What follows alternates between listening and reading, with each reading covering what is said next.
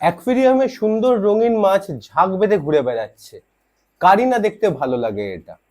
তবে কটা মাছ ঠিক রাখা উচিত যাতে ওভারস্টকিং না হয় ট্যাঙ্কে? আমি Ritam from that fish place Kolkata আজ এই টপিকটাই আলোচনা করব তোমাদের সাথে। বেশিরভাগ বিগিনাররাই অজান্তে ট্যাঙ্ক ওভারস্টক করে ফেলে। শুরুতে কিন্তু সব ঠিকই থাকে, তারপরে আস্তে আস্তে অ্যামোনিয়া স্পাইক, ডিজিজ আর হঠাৎ করে মাছ মরা শুরু। এতে কিন্তু অনেক নতুন হবিস্ট নিরাশায় হবিটাই ছেড়ে দেয়। কটা মাছ রাখা উচিত তার কিন্তু কোনো পারফেক্ট ফর্মুলা হয় না।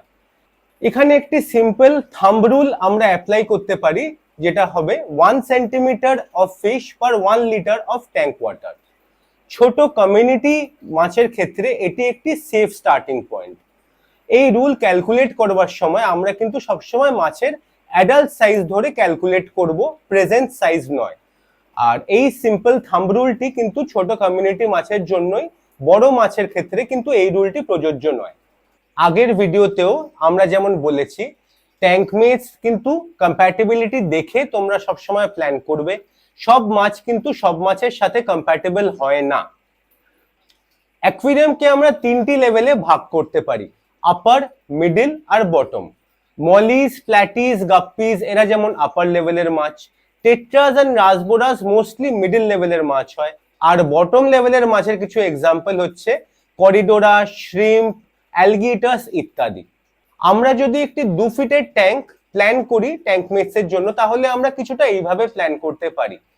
15 থেকে 20 পিস মতো স্মল টেট্রাস বা রাসবোরাস, 4 থেকে 5 পিসেসের মতো আমার বটম লেভেলের করিডোরাস, তার সাথে আমরা 10 পিস মতো নিওক্যারিডিনা শ্রিম্প, যে কোনো কালার পছন্দ মতো, আর 3 থেকে 4 পিস মতো আমাদের অ্যালগিটার। এটা কিন্তু আমাদের 2 ফিটের ট্যাঙ্কের জন্য পারফেক্ট ট্যাঙ্ক মেট সিলেকশন হয়ে দাঁড়াবে। Good filtration equals extra capacity. ট্যাঙ্কে ভালো ওয়াটার ফিল্ট্রেশন থাকলে আমরা কিন্তু নিশ্চিন্তে কিছু এক্সট্রা মাছ অ্যাড করলেও তাতে কিন্তু কোনো প্রবলেম হতে দেয় না। তবে যদি ট্যাঙ্কের আমার ফিল্টারই ভালো না হয়, তবে আমার কিন্তু অল্প মাছ রেখেও নানা সমস্যার সম্মুখীন হতে পারে। তাহলে আমরা এটা বুঝবো বন্ধুরা, যে গুড ফিল্ট্রেশন কিন্তু আমাদের একটা বেসিক নেসেসিটি, এটা কিন্তু কোনো লাক্সারি নয়। আমরা বন্ধুরা যেরকম ছোট মাছের স্টকিং নিয়ে ডিসকাস করলাম, সেরকমই আমরা কিন্তু মিডিয়াম আর বড় মাছের স্টকিং নিয়েও অল্প ডিসকাস করব। মিডিয়াম সাইজ ফিশ যদি আমরা ধরি, যেটা 5 ইঞ্চি থেকে 6 ইঞ্চি অ্যাডাল্ট সাইজ হবে, সেরকম মাছ কিন্তু আমরা 1 fish per 5 litres of tank ওয়াটারে হিসাবে স্টকিং করতে পারি। তার থেকে ধরো একটু বড় মাছ হলো, যেটাকে লার্জ ফিশ আমরা বলবো, যার অ্যাডাল্ট সাইজ 10 থেকে 12 ইঞ্চি হবে, যেরকম আমরা অস্কার ধরতে পারি। তো এরকম মাছ কিন্তু আমরা 1 fish per 50 litres of tank ওয়াটারে আমরা ক্যালকুলেট করব থাম্ব রুল। আর যদি মনস্টার ফিশ আমরা ধরি, যেটার অ্যাডাল্ট সাইজ 12 ইঞ্চি প্লাস হবে, এরকম মাছ কিন্তু আমরা ক্যালকুলেট করব থাম্ব রুল, যেটা 1 fish per 150 litres of tank water হবে। 150 লিটার ট্যাঙ্ক ওয়াটার মানে ধরে নাও 3 ফুটের ট্যাঙ্ক অ্যাপ্রক্সিমেটলি।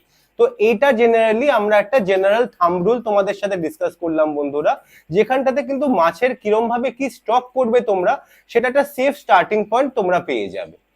এই ইনফরমেটিভ ভিডিওটি তোমাদের ভালো লাগলে তোমরা লাইক ও শেয়ার করো, যাতে আমরা আরো নতুন ভিডিও বানানোর অনুপ্রেরণা পাই।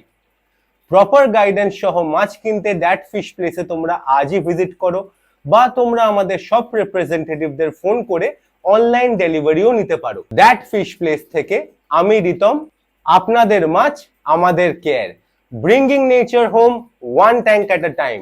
দেখা হবে খুব শীঘ্রই নেক্সট ভিডিওতে।